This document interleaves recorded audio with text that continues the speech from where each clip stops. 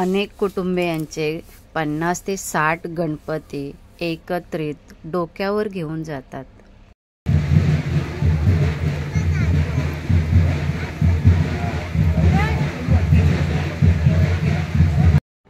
बायकांचा, मुलींचा थाट तर काहीतरी वेगळाच असतो. नवीन साड्या, केसांचा आंबोडा, त्यावर गजरा, वेण्या घालून जातात आपल्या गौराबाईंना घेऊन.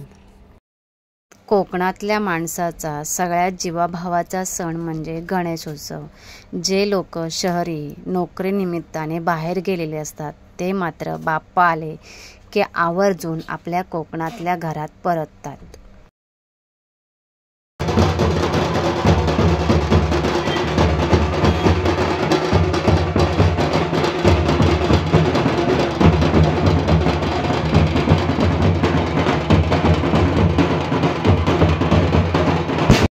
इथे विशेष म्हणजे उत्सवाचे कार्यकर्ते नवीन पोशाखात अगदी शांततेने आणि कोणताही भरमसाठ असा जल्लोष न करता गणपती विसर्जनसाठी नेताना दिसतो.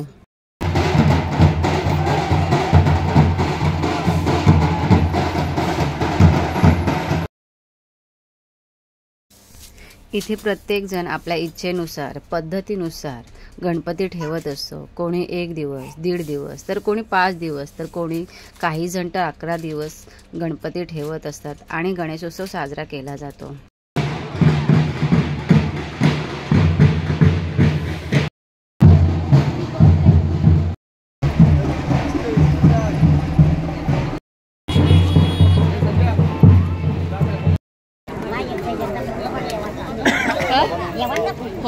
या सणामुळे कोकणातला गणेशोत्सव हा कुटुंबाला बांधणारा, रक्ताची नाती जपणारा आणि एकूणच उत्साहाचं आणि आनंदाचं वातावरण निर्माण करणारा असतो.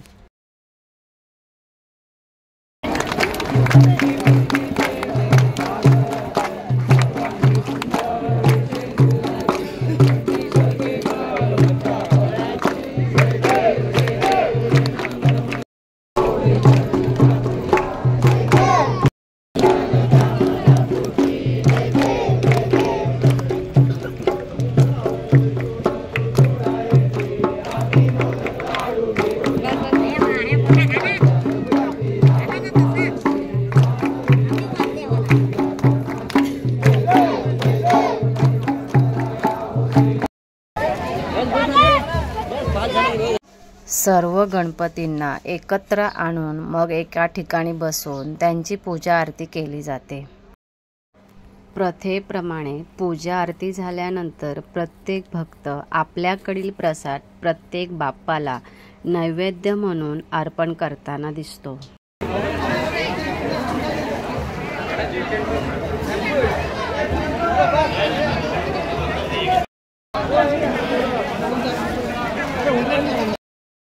प्रत्येकाच्या मूर्ती वेगवेगळ्या होत्या, पण खूप सुंदर होत्या. छोट्या मोठ्या हे दृश्य पाहताना खूप मजा आली. प्रामुख्याने कौटुंबिक, सांस्कृतिक, सामाजिक असे अनेक पैलू इथे आहेत.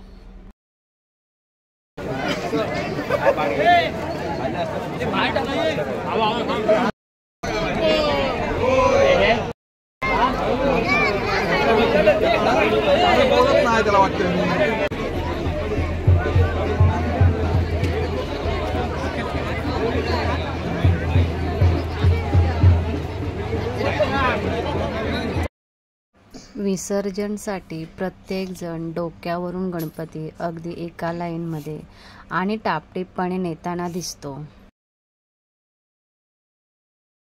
अगदी नेमक्याच लोकांना ठरल्याप्रमाणे पाण्यामध्ये विसर्जन करण्यासाठी आतमध्ये सोडून गणपतींचे विसर्जन करण्यात येते.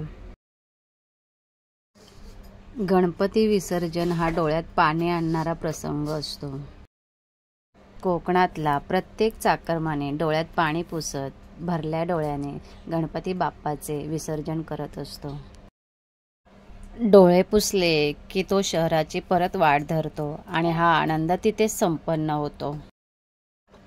आणि हे दृश्य खूप सुंदर आणि नजरेत भरून ठेवण्यासारखं असतं. बाप्पा चालले आपल्या गावाला, चैन पडेना आमच्या मनाला. अशा पद्धतीने सर्वजण एकत्र येऊन एकजुटीने हा सण मोठ्या प्रमाणात साजरा केला जातो.